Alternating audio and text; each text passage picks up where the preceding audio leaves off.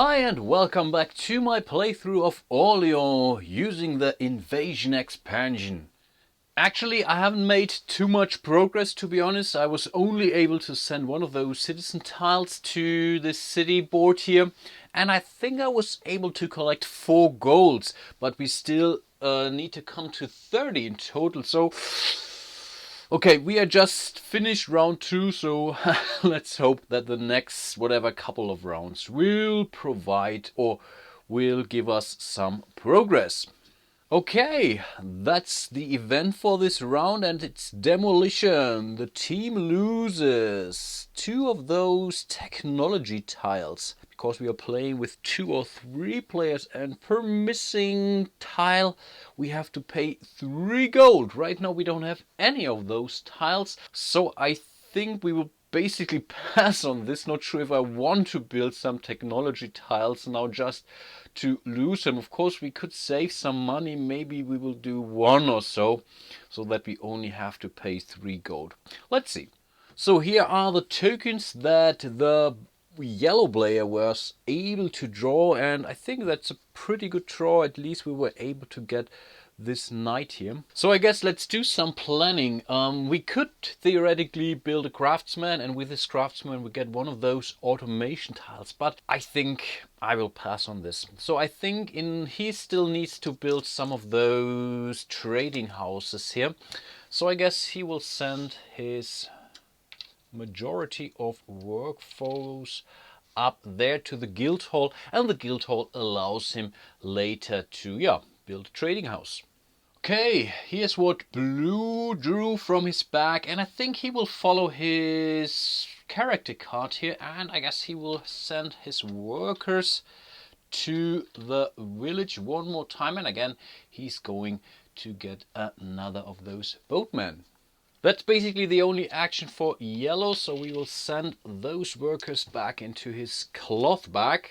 And I decided to place 4 of those trading houses on his character card, so I think this keeps or should help me to remember this goal. So let's take one of those trading houses and place it in Orleans. Orleans is the only city in the board where several players could build a trading house. All the other cities and towns around France here only allow you to build 1 and only 1 trading house. So whatever, if blue builds a trading house here, then yellow couldn't do that. So they really have to focus on that. In the normal competitive mode, of course, that's something where you get some race basically around those roads and waterways or rivers. But yeah, in this cooperative version of the game, of course, they have to talk to each other. Okay, let's activate the village. Let's advance the track. That would give him 3 additional coin, which is a good thing. Unfortunately, we will lose it because of the event, but at least we don't have to pay everything from our pockets. And of course, we are still allowed to grab one of those boatman tokens. These are already all the actions, so let's deal with our event card. And you see that little lightning symbol here. This more or less shows us that this event, it comes from the more harder variant. I basically shuffled all of the event tokens together in a pile, and of course we still have to sort them by A or B events. Right now we're only facing the A events, but they're basically the easy ones and the more harder ones in it. So, and this apparently seems to be a harder one, so we have to pay now basically 6 coin, 3 for each missing technology tile. I think we take 4 from the yellow player and I guess 2 here from the blue player, so in total that's 6. Pretty expensive round, but that's basically it. So again, we will move the starting player token over to the blue player and we'll start our next round. And here's the event for this round, the wool market. The team can buy, sell up to 3 wool and brocade. I think we get 2 for wool and 3 for brocade. Right now we don't have that, but maybe we should be able to do that. But we only have to deal with that by the end of this round, so maybe I will be able to get some wool. Okay, let's draw some tokens, and this time we're starting with 2 tokens already on the board. We can still have up to 8, so right now there shouldn't be an issue. So 1, 2, 3, 4, 4, and 1 more. Let's see. Okay, another peasant. Okay, this is the planning for the yellow player. He really wants to complete on his development track. So he will send some guys to the university. This gives him 3 additional books. And he will also send the knight and the scholar here to the library, which would provide him 2 more. So in total we will move up to 5 spaces on the development track, which isn't that bad, because if we pass this space we get 3 coins here, 4 more. Here is a citizen tile. So overall this is something what he will focus on in this round. And that was basically the planning for the blue player. He was really unlucky that he didn't get his craftsman. Then he would be able to do something more. So in this case he will only use the wagon and the town hall. And why not, let's get started with this. So we will send this farmer here right into the civil defense area here. If we get 5 of those farmers, we would also be able to gain 1 of those citizen tiles. So overall I really hope that this is something which we can use. Let's head over to the yellow player. He will activate his university. He will advance on this track. Now he gets 3 points. 1, 2, 3. So for once he gets 1 of those scholars. And second, he gets 1, 2, 3 coins. Then it's blue. He will activate the wagon here. And this allows him to move along this road here to Chadré. Right now there is no fortified tower, so this is something what he might be able to do in one of the next rounds. But as he passed this cheese token here, he's also allowed to keep that. Then we have the library here, which he will also activate. This allows the yellow player to move 2 spaces ahead on the development track. So we already reached development level 3, not a bad thing. And we are pretty close to gaining 4 additional coins. Now we would get to sell some wool or brocade. Unfortunately we don't have any. No, unfortunate. I could have used the water road, I believe, but it really wouldn't have made sense just to do that. This way we're really moving towards those fortified towers, and we will basically pass on this as well. Okie dokie, let's start the next round by drawing the next event tile. And here we have good wins. Sounds good. At the end of the round, 1 player can use a waterway. That's not too bad. That's really not too bad, because yellow can basically move for free from Orleans here to Blois, which is not too bad. I think he will not go there because there is already 1 of those fortified towers, and he still has the personal goal to build up to 3 of those trading houses. So I think this should be a pretty good turn for him. And yeah, this wool is something we might be able to send to the clothing store here, or maybe there is an event waiting for us where we have to pay some of those good tokens. So overall that's certainly not a bad thing. Okay, here's what the yellow player planned. For once we want to send some workers into the castle to train another knight. We need knights because this allows us to draw more of those tokens, and we still have to man the city walls. So basically we have to send 5 knights to the city. Apart from that, I'm training a monk here in the monastery, which is a good thing. Monks are basically wildcards, and one of the goals of the blue player is to have 4 of those monks in his pack. Right now he hasn't anyone, so this might be something I have to do maybe from the yellow player. And additionally I will use the craft guild to send some money to the treasury. Let's do the cool part first. So we will activate the monastery, and this allows us to take 1 of those monk tokens. Apart from that, nothing else is happening, but yeah, those monks are pretty powerful, as you might imagine. Then it's the blue player, and I think he will activate the village first, but this time he will go for 1 of those craftsmen. So for once we will advance on this track. We get 1 of those craftsmen. Of course this goes to the cloth bag, and we got our first technology tile here, which is a pretty cool thing because we can put it on any of those spaces as some kind of a placeholder. So if I would place this technology tile here, this will stay there until the end of the game, unless there is a nasty event or something like that, but I think we already had that. Then I don't have to place another of those traders here. until the end of the game. So I only need 2 workers now to activate the wagon. One little restriction though, the very first technology tile needs to go on a space of a farmer. So I think the very first one will go to the guild hall, because this is something where we still have to build a lot of those fortified towers until the end of the game. So this might really help us to speed things up. Let's use the craft guild now, so they will go back, of course. This now allows us to place up to 4 coin into the treasury. Right now, unfortunately, the yellow player only has 3 of those, and I think I was really miscalculating this. I should have kept 1 additional one, but yeah, you never know. But at least we managed to bring 7 coins to the treasury already.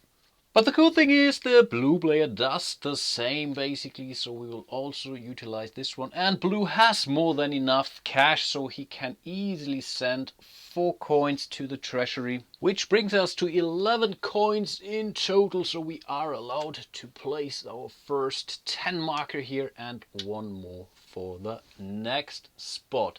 Not too bad. Back to yellow. He will activate the castle, which isn't that bad. So he will advance once more on this track here. And when we reach this space here, we get another of those citizen tiles. And of course, we are allowed to grab 1 additional knight. And blue will do the same. So we really need those knights in order to man the walls. So let's advance once more. Grab a knight, and that was basically the end of the round. So now we can finally face our event here, the good wins, and this allows us to move 1 player along a waterway. And as shown, I think I will move along this waterway here to Blois, so we will grab this wool here. Okay, let's start our next round, but first of all, let's pass the starting player token to the blue player. Let's grab our hourglass token. And again, we have some kind of luck. It's a good trade. The team can pay 8 coins to place 3 grain in the warehouse. Oh, damn, I just sent so much cash or money to the treasury. Not sure if I will be able to trigger that, but let's see. Hey, and see, we just drew the monk for the yellow player. Hopefully we can use him well in this round. Okay, here is what the blue player planned. I think he seems to be more lucky than the yellow player.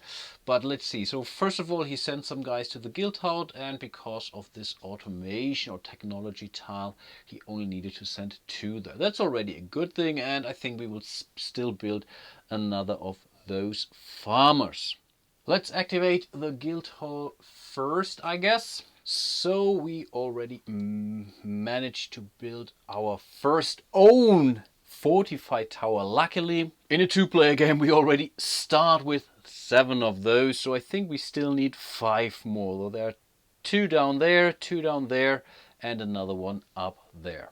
It's really a pretty bad turn for the yellow player. He was able to draw the monk, but he didn't draw any craftsman or knight, so he couldn't really do much. So as we still want to have some money in order to pay for that event, good trade, I think he will send his guys to the university. So once more, he will progress on that track. He gets another of those scholars, and they're really starting to, making his stack or his back basically full of crap, to be honest. So because in this scenario, you really don't use those scholars too often. So this is really a pretty tough one, to be honest. I have to send these over to the blue player, but we are still able to advance up to 4 spaces now. So 1, 2, 3, and 4, which is a good thing because we passed this space here, and therefore the yellow player grabs himself 4 bucks.